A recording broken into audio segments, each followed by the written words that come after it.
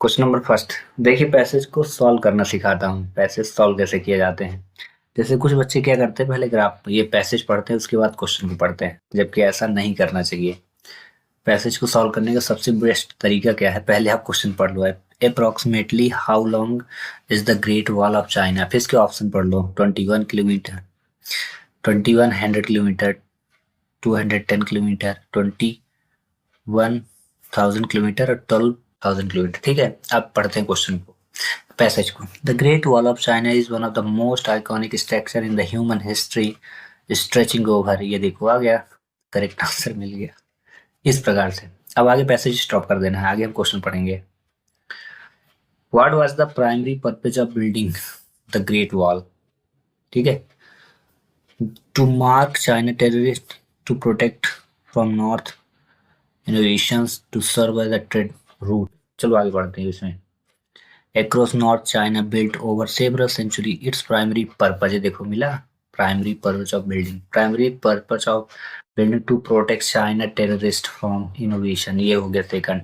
ये इस प्रकार से पैसेज को सॉल्व करने का ये सबसे बेस्ट तरीका होता है। ठीक है, अगला पहले क्वेश्चन पढ़ लेते हैं। What is a common myth about the Great Wall? It built 1 year. It is visible from space without aid. It is made entirely of stone. It has no watchtower। ठीक है, वॉच टावर्स। चलो common math ढूंढना है, ठीक ना। तो यहाँ से particularly from nomadic tribes, the north construction began in 7th century BC. Most wall project section built density. The wall made from a various material include stone, bricks, tapped earth, and wood. Depending on the range resources, watchtowers were strategically placed of surveillance, communications, and defense with soldiers stanced against vulnerable points to popular myth। मिल गया जो मेरा target था question का। ये देखो math, the wall is not visible from space without aid. बस ये देखो मिल गया। ठीक है, इसका सेकंड। अगला देखते हैं क्वेश्चन पहले। Beside defence what other function did the great Wall serve. आगे पढ़ते हैं पैसेज को। UNESCO world heritage site and symbol of Chinese reliance over the century, the wall also serve, मिल गया, of controlling trade along Silk Road. ठीक है, तो इसमें भी देख लेते हैं।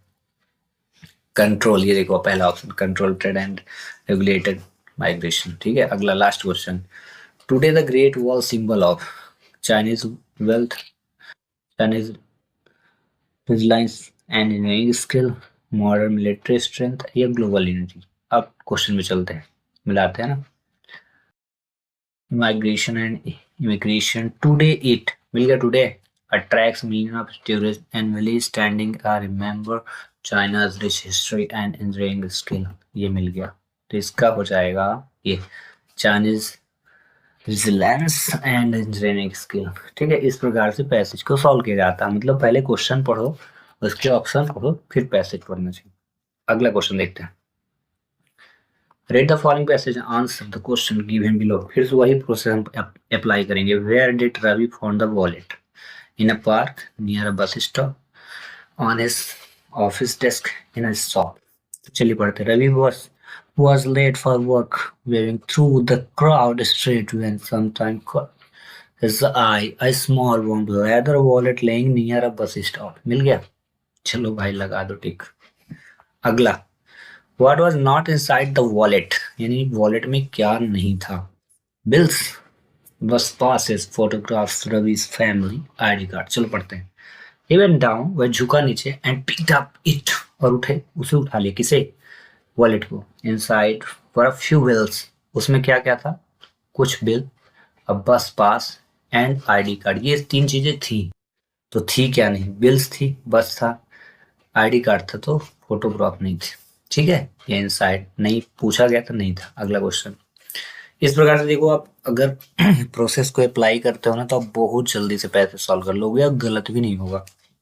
अगला, why did Ravi decide to return the wallet personally. Ravi ने क्यों ये सोचा कि हमें इसको मिल करके खुद जा करके वॉलेट को रिटर्न करना चाहिए। He wanted to meet mister Sharma, he had extra time. क्या वो मिस्टर शर्मा से मिलना चाहता था? उसके पास बहुत सारा समय था। He wait urge to do so, जल्दी से जल्दी उनको पहुंचाना चाहता था। या he didn't trust the police, या फिर पुलिस के ऊपर उसका विश्वास नहीं था। चलो पढ़ते हैं। Belong to mister Sharma and, जब उन्होंने देखा ID card belong to mister Sharma, elderly man who lived only a few street away। उसने देखा तो उसको पता चला कि कुछ ही दूरी पे मिस्टर शर्मा जी का घर है। Ravi considered leaving it a police station. Consider का मतलब होता है विचार करना। उसने विचार किया कि मुझे जाकर के स्टेशन पहुंचा देना चाहिए। But something urged him to return it personally. ये देखो लिखा ना, urge to return it personally, मतलब इसका करेक्ट आंसर यही होगा, ये he felt urged to do so। ठीक है, अगला question. Was the wallet so important to Mr. Sharma? It had bank card, क्योंकि उसमें बैंक कार्ड था। फोटोग्राफ इज लेट वाइफ, क्या उस, या कि उनके गुजरी हुई यानी धर्म पत्नी जो गुजर चुकी थी उनकी वाइफ की फोटो थी। इट हैज गोल्ड कॉइन्स, कि उसमें गोल्ड कॉइन्स थे, सिक्के थे गोल्ड के। या फिर it was a gift from his son, या बच्चे के लिए कुछ गिफ्ट था। क्यों इंपॉर्टेंट था, तो चलो पढ़ के देखते हैं। The building was found was old with boiling paint and narrow straight. उन्होंने देखा, जो बच्चा वहां गया था रवि, उन्होंने देखा कि बहुत संकीर्ण रास्ते में बिल्डिंग बनी थी, बहुत पुरानी थी। When he knocked the door open the river a frail man with worried it's on his face. जैसे दरवाजा खुला तो उसमें से एक चिंतित व्यक्ति निकले। माय वॉलेट, मेरा वॉलेट कहाँ है? कहा।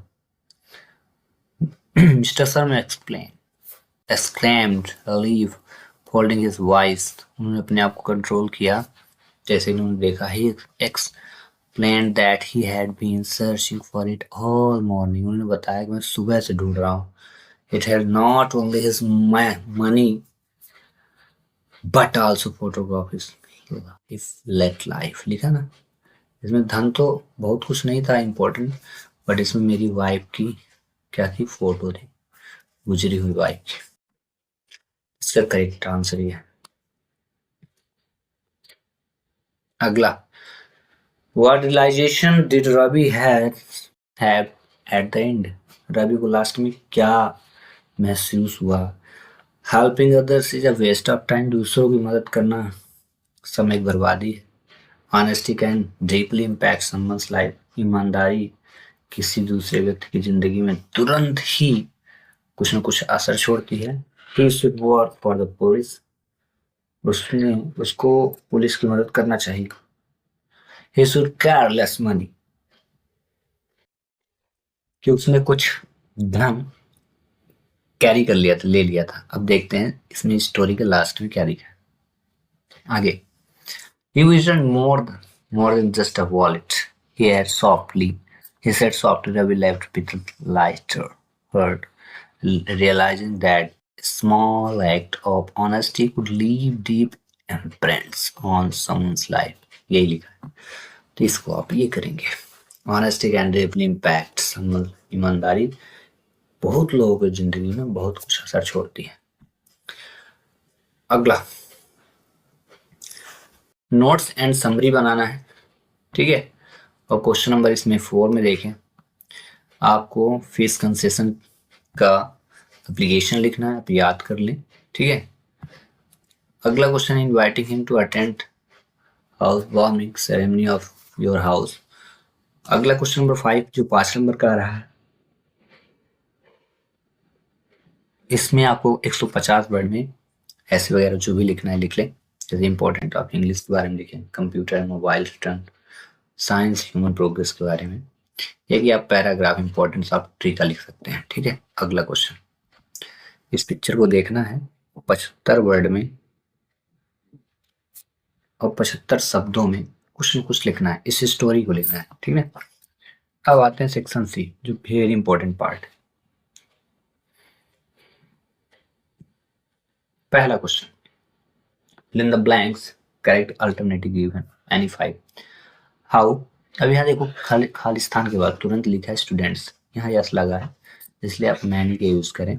मैनी का प्रयोग ही प्लूरल काउंटेबल नाउन के साथ किया जाता है, ठीक है, इसलिए यहाँ मैनी आएगा। एनी निगेटिव के लिए होता है और इंटेरोगेटिव, ठीक है, तो यहाँ नहीं आएगा क्योंकि यहाँ प्लूरल काउंटेबल नाउन आ गया। मच का प्रयोग सिंगुलर काउंटेबल नाउन के साथ। अगला question, I want to purchase H M T, तो एन लगेगा क्योंकि जब हम एच को प्रोनाउंसिएशन कर रहे थे तो ई आ रहा था, ठीक है, जब पढ़ रहे थे। ऐसे ही आई टेक योर पेन, जब आप किसी से अनुमति मांगते हैं तो मे का प्रयोग होता है, तो मे आई टेक होगा। Question number third fourth, he has many place, यहाँ रिटर्न होगा, उसका रीजन क्या है, तो याद रखें हैज, हैव, हैड, ये तीन चीजें अगर आपको दिखें तो इनके साथ वर्ब की थर्ड फॉर्म लगाते हैं, तो यहाँ पे रिटर्न थर्ड फॉर्म है, ये वर्ब की फर्स्ट फॉर्म है और ये सेकंड। अगला, the meeting will held on, जब दिनों के नाम दिए हों तो वहाँ प्रीपोजिशन ऑन का प्रयोग करना है, इन और सिंस को ना लगाएं, ठीक है। अगर ऑन है तो समय बताने के लिए, he could not come to school, he was ill, तो यहाँ जब रीजन बताएंगे वह स्कूल नहीं आया क्योंकि वह बीमार था, ठीक है। और अगला, भोपाल इज लार्जर, तो जब लार्जर आएगा ई आर लगा हो तो इसमें देन का प्रयोग करते हैं, ठीक है। उसका रीजन क्या है, ई आर लगते ही डिग्री जो होती है कंपैरेटिव डिग्री बन जाती है, कंपैरेटिव डिग्री के साथ हमेशा देन का प्रयोग किया जाता है, ठीक है। अगर सुपरलेटिव डिग्री होती है तो इसकी पहचान एस टी होती है, तो इसके पहले द लगता है, ठीक है। Very important in the blanks. अगला क्वेश्चन देखते हैं, बोला है ये जो पैराजम्बल दिया है उसको मीनिंगफुल बनाना है। In the park were playing children football, तो इसको इस प्रकार से बनाए, पहला चिल्ड्रन, फिर वर प्लेइंग, ठीक है, children were playing football, third भी इसको लिखें, फिर लास्ट में इन द पार्क, ठीक है ना। मीनिंगफुल इस प्रकार बन गया, चिल्ड्रन वर प्लेइंग फुटबॉल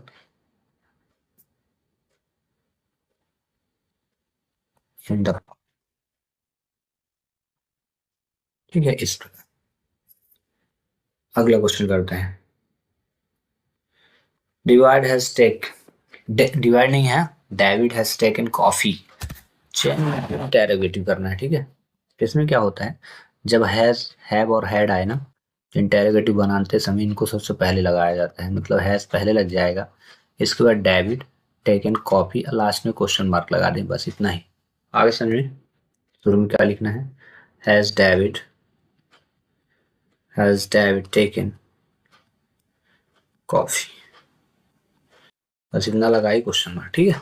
अगला, the teacher taught English, present tense में प्रेजेंट इंडेफिनिट में कन्वर्ट करना है, तो जब भी ऐसे सेंटेंस आए तो इसको आपको काट देना है, बाकी लिखिए द टीचर इंग्लिश, और टॉट को करना है टीचर्स, क्या करेंगे, TEACHES, बस इतना कर दीजिएगा इसकी जगह पे, पूरा सेंटेंस लिख देना इसके बाद, मतलब द टीचर टीचर्स इंग्लिश, बस इतना लिखना है। अगला, right the sentence using so that, तो इसमें क्या है, सो का प्रयोग टू की जगह करें, TOO, और इस दैट का प्रयोग TO की जगह करें और लिख दें, आंसर कंप्लीट हो जाएगा। बस थोड़ा सा चेंज करना है, अगर इज लगा होगा, ध्यान रखिएगा, अगर इज लगा होगा तो लास्ट वाले सेंटेंस में कैन नॉट लगा देना, और अगर वॉज या वर लगा होगा तो कुड नॉट लगा देना, बस। चलो देखो इसको कैसे बनाते हैं, ही लिख लिया, इसके बाद इज, ही इज टू की जगह, ये वाले टू की जगह सो ही सो वीक, फिर दैट लगा लेना, दैट ही इज लगा होने के कारण can not, he can not, फिर उसके बाद दैट ही कैन नॉट, फिर पूरा नॉट गो टू स्कूल, ये होता है, ठीक है। अगला, the boy is my friend, who का यूज करना है, तो लिखना आप the boy is my friend, इसके बाद हु है ही, who has won the race, who has won the prize. Combine said using who का प्रयोग करके तो बनाना है, तो क्या करना, the boy को काट देना, बाकी पूरा लिख देना, the boy is my friend who has won the prize. अगला, if he doesn't come on time the teacher will punish her. इस प्रकार क्वेश्चन में अनलेस का प्रयोग करना है, तो इफ को हटा देना वरना, और इफ की जगह तुरंत आप करना अनलेस. ध्यान रखना अनलेस, अनलेस के बाद सी लिख देना, डज नॉट कट जाता है, अनलेस सी कम्स, कम की जगह एस लग जाएगा, unless she comes on time, और उसके बाद पूरा sentence, the teacher will punish her. ठीक है. एंड लास्ट क्वेश्चन इसका, Seema writes a letter, change the sentence voice करना है. किस प्रकार सेंटेंस में ये ऑब्जेक्ट कहलाता है, ये वर्ब की फिफ्थ फॉर्म है, और ये कहलाता है सब्जेक्ट. वर्ब की फिफ्थ फॉर्म जब रहती है, इसके पहले मैंने लेक्चर में एक्सप्लेन किया था, ऑब्जेक्ट पहले आएगा तो लेटर लिखिए आप, और वर्ब की फिफ्थ फॉर्म रहे तो इजमार का यूज करना है, इज एम आर. तो अ लेटर के साथ क्या लगेगा, ये सिंगुलर है इसलिए, a letter is third form, written, written लिख के वाशिंग, बस इतना आप करिए आंसर. ठीक है. अगला क्वेश्चन करते हैं. Section 3, how much money did Lencho want, 100 pesos. अगला, where was the monthly accounts of banker recorded, कहाँ रखता था, इन अ नोटबुक.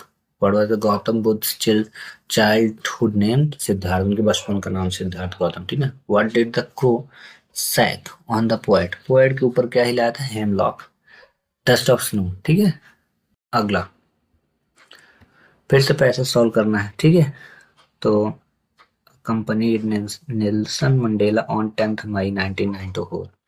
क्या है, his wife, his daughter Janani, his son, his friend Oliver Tambo. तो चलो पढ़ते हैं. On lovely autumn day 10 May 1992 you are accompanying my daughter Jen. ये हो गया. अगला, where did the inauguration ceremony take place. तो चलो inauguration ceremony, they attended the ceremony representing every continent of the world. ठीक है. अगला पढ़ते हैं, यहाँ से पढ़ना था.